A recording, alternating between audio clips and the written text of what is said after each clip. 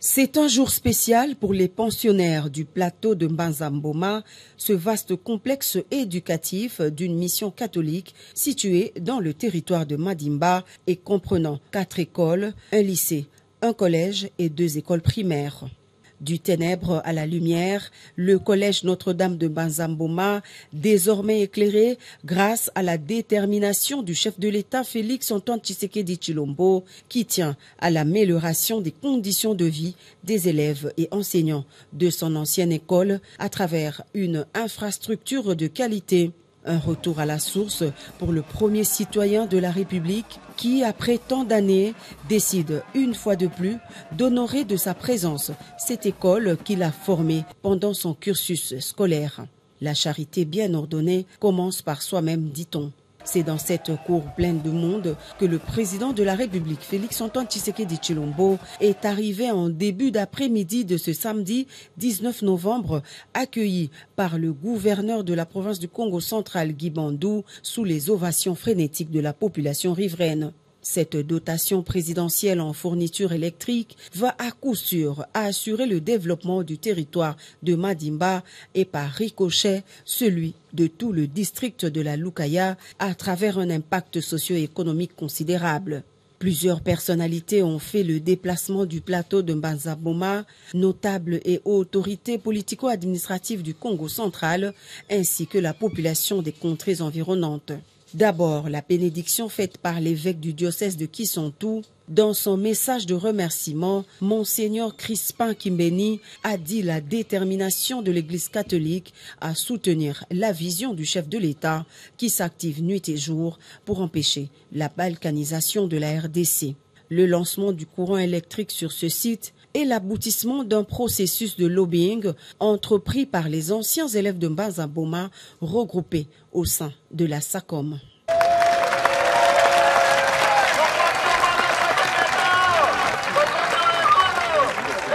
La jubilation aujourd'hui sur ces plateaux est fruit de la célébration du Fils qui, après des nuits interminables d'obscurité, va enfin apporter la joie de l'électrification. Ce jour restera une journée inoubliable et importante pour le collège Notre-Dame et pourquoi pas toute la province du Congo central. Qui devait porter ces cadeaux et le remettre officiellement à qui des droits? Bien entendu, notre membre choisi par l'Éternel, Dieu, pour présider aux destinées de notre pays, en la personne de son Excellence, M. Antoine Félix Tshisekedi Tshilombo, chef de l'État. Les bâtiments de cette école, construits depuis 1946 en briques adobe non cuites, se sont dégradés avec le temps. D'où cette panoplie de demandes muées en requêtes dont le document a été remis, séance tenante par les élèves à leur aîné de promotion, aujourd'hui au sommet de l'État. L'autre temps fort du passage du président de la République, ce sont ces moments de communion qui ont permis à l'ancien élève de retrouver ses sources dans une chaleur fraternelle. Ensemble avec ses collègues de promotion, ils se sont même rappelés des belles aventures de l'époque et le président de la République n'a rien perdu de ses souvenirs malgré le temps passé.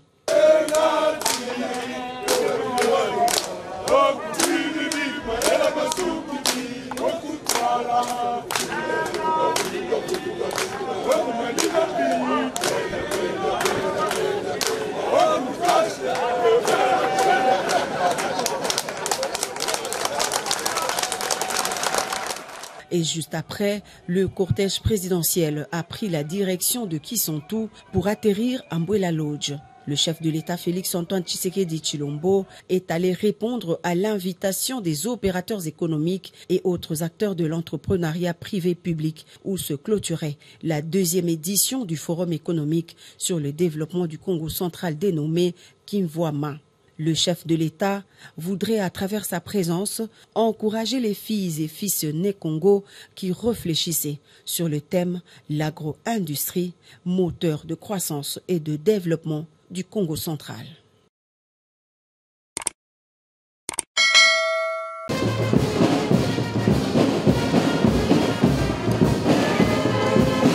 Pour sa première en République démocratique du Congo, Kinshasa a déroulé le tapis rouge à William Samoei Ruto, président de la République du Kenya. Une visite d'État qui symbolise l'excellence de relations entre la République démocratique du Congo et le Kenya, comme le témoignent ces accolades entre les deux chefs d'État. Devant les troupes d'honneur rangées pour la circonstance ce lundi au Palais de la Nation, William Ruto et Félix-Antoine Tshisekedi ont traversé la haie d'honneur pour rejoindre le salon où se tiendront des échanges en deux volets. Un premier, aux côtés de leurs collaborateurs, avant le tête-à-tête de près d'1 heure tenu hors portée du champ des caméras. Ces discussions ont permis aux deux pays de renforcer les liens de collaboration existants dans les domaines comme celui des infrastructures, de l'énergie, de la défense, de l'agriculture ou encore du commerce. Un comité conjoint a été alors mis en place pour étudier et proposer les termes d'une nouvelle phase de collaboration à établir. Dans un communiqué final signé conjointement, les deux parties ont réaffirmé leur détermination à mettre fin à l'insécurité et à travailler ensemble pour créer les meilleures conditions de collaboration. William Ruto a, face à la presse, rassuré de l'engagement du Kenya à poursuivre le déploiement de ses troupes dans l'Est afin d'éradiquer les groupes armés comme convenu dans le processus de Nairobi, avant de saluer à juste valeur le leadership qu'incarne le président Tshisekedi. Nous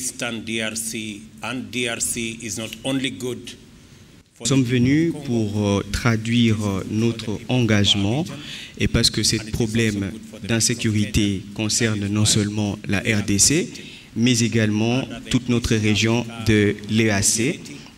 C'est pourquoi nous sommes venus pour dire que nous sommes engagés à faire tout le nécessaire pour pouvoir appuyer son Excellence président Félix-Antoine Tshisekedi ainsi que le gouvernement et aussi le peuple congolais pour pouvoir voir s'instaurer la paix dans cette partie importante, non seulement pour la RDC, mais aussi pour notre région.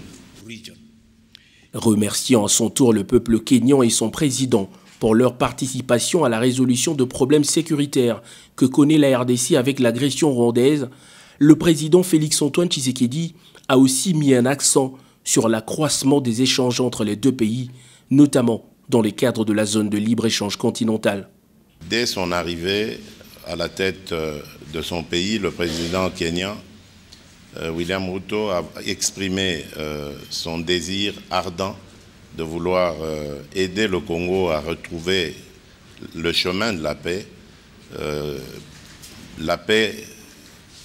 derrière laquelle nous courons depuis maintenant une vingtaine d'années à l'est de notre pays. Et ça, c'est un geste qui me touche beaucoup et qui nous engage à toujours devoir être reconnaissants envers la République du Kenya. Répondant à une question sur le mandat des troupes kenyans dans l'est de la RDC, le président William Ruto a indiqué qu'il sera question de renforcer les efforts déjà entrepris sur le terrain. L'idée étant d'atteindre rapidement et sereinement les objectifs assignés à ce contingent par le processus de Nairobi, a-t-il conclu.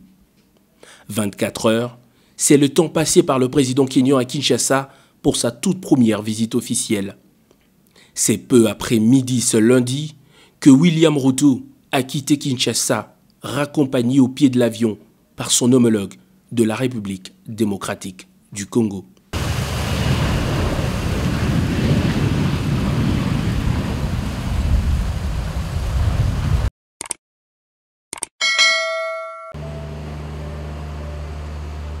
Chevalier de la plume, professionnel de médias, il l'était avant d'être appelé par la nation pour servir comme porte-parole du président de la République.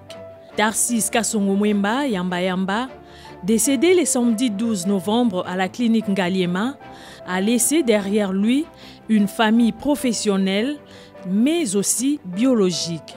Saluant sa mémoire, le chef de l'État, Félix-Antoine Tshisekedi Tshilombo, est allé ce lundi 21 novembre à la rencontre de sa veuve, Hubertine Mbungu Mwema, et membre de sa famille biologique. Félix Tshisekedi a réconforté la famille éplorée avant de rendre hommage à cette icône de la presse congolaise. Le directeur de cabinet du président de la République, Guilain Nyembo, a signé le livre de condoléances. Pour rappel, Tarcisse Kasongo Moïma Yamba Yamba a été porte-parole du chef de l'État, son Excellence Félix-Antoine Tshisekedi Tshilombo, depuis avril 2019, avant sa récente nomination comme président du conseil d'administration de l'ACP au mois de septembre dernier.